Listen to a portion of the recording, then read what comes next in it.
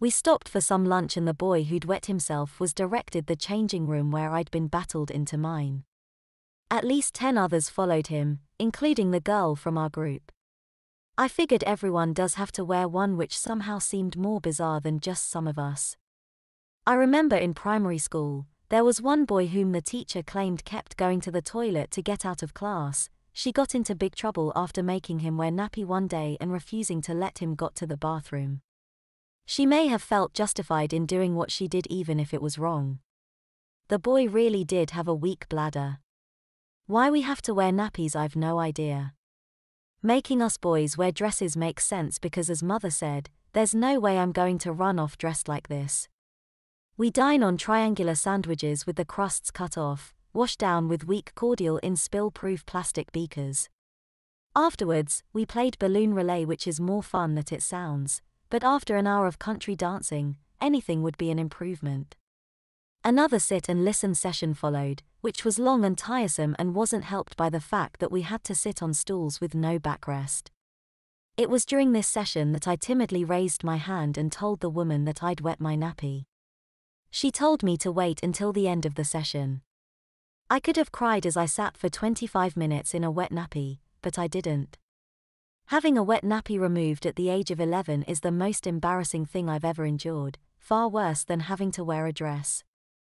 The lady who changed it was very nice though. She told me that I was far too old to be put into a nappy like a baby, and showed me how to put one on like a big boy should. Why do we have to wear nappies? I asked after fastening the humiliating garment around myself. This one has a picture of some flowers on the front. We're not babies, I added as she gave me a dry pair of rubber knickers. Why do you have to wear a dress? She asked. You're not a girl, she added. I sighed and shrugged and said I didn't know. Oh, I think you do. You didn't end up at Sunday school for doing well at school, did you? No, miss, I reluctantly replied. I pulled on the rubber knickers. Their tight elasticated leg holes bit into me. These were followed by my big baggy knickers with their rows of lacy trim on the bum and even more ruffled lace around the legs. They're not so baggy over my nappy. I returned to the main hall where the others were playing lava floor. A variety of mats, benches, tables and chairs had been arranged in a maze formation, and the game is to go all the way around, stepping from mat to table to bench to chair without touching the wooden floor. The whole point is that it's tricky, and that's what makes it so much fun. Have you enjoyed yourself? My mother asked when we were dismissed. You look like you were having fun, she added, having watched the last 10 minutes of us playing lava floor. You must be Perry's mother, one of the staff members asked. Yes, Mother replied. How's he got on? She asked. Oh, fine for a first-timer, the woman replied.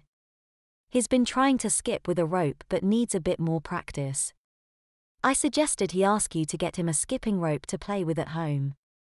Oh, yes, of course, Mother replied. He's got a book to read too, so he'll be able to actually participate in the book group next week, the woman said to my mother. She turned to me and added, so you need to make sure you read it. Yes, miss, I meekly said. The woman turned back to my mother and made me blush by informing her that I've had one nappy change and that I should still be dry, before asking me if I was. I gulped and blushed and nodded. And he's been shown how to put his own nappy on, so next week, we shouldn't have to put him in one, she said. They said their goodbyes and we left. I didn't even notice that I'd been holding my mother's hand until we got to the car and she told me to let go. Can I put my own clothes on when we get home? I asked as she started the engine. Oh Muum, I whined. I've worn this all day, I said.